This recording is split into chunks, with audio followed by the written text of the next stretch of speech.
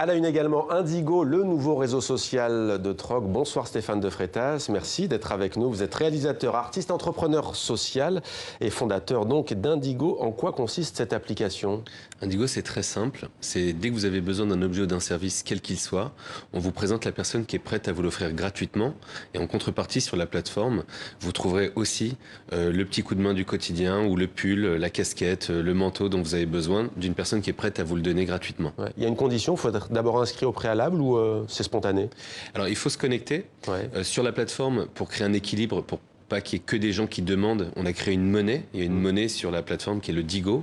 Donc en fait, dès que vous vous inscrivez, on vous donne des Digo. Vous pouvez les consommer pour avoir les objets et les services dont vous avez besoin. Et lorsque vous en avez plus, c'est à votre tour de filer des coups de main ou des objets, recycler des objets que vous n'utilisez pas chez vous pour les donner à des personnes qui en auraient besoin. Donc la citoyenne ou le citoyen qui offre un service ou qui fait un don va avoir des Digo, des points qu'elle va cumuler. Exactement. Et ensuite, avec ces Digo, vous avez besoin de quelqu'un qui vienne réparer votre vélo. De couper un arbre. Couper un arbre. Puisqu'il y a une annonce récemment sur votre site en la matière. Il y en a des assez originales. On a des cours de guitare, de langue, d'aide aux devoirs, d'aider les gens à remplir leurs fiches d'impôt. Enfin, vraiment, il y a énormément de gens qui sont prêts à proposer des objets et des services divers et variés dont on a besoin au quotidien. Alors il y a déjà des centaines d'annonces. Il y a notamment par exemple à Roanne dans la Loire en France un membre d'Indigo qui a besoin de carton pour son déménagement. Ça paraît tout bête mais ça peut servir.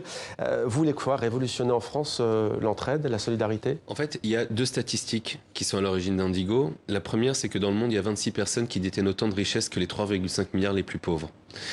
Et 700 millions d'individus, dont un peu plus de 8 millions rien qu'en France, qui vivent sous le seuil de pauvreté. Donc il y a un grand enjeu générationnel à mon sens, qui est assez lié à la crise environnementale. On voit bien la difficulté qu'on oppose aujourd'hui la fin du mois et la fin du monde. Or tout est lié à la même chose, c'est-à-dire que de manière pyramidale, l'argent est détenu de manière pyramidale, c'est assez proche des sphères de prise de décision, et que notre génération a besoin d'inventer des solutions complémentaires, de remettre au goût du jour, parce qu'il y a déjà des systèmes d'échanges locaux qui existaient, il y a déjà la logique du troc, mais on doit s'organiser pour améliorer nos vies collectivement et aussi à s'engager contre la crise de l'environnement. On pourrait vous rétorquer qu'entre les milliardaires et les pauvres, les 8 millions par exemple qui vivent en dessous du seuil de pauvreté, il y a ce qu'on appelle l'État. Quelque part, l'État, vous remplacez son travail.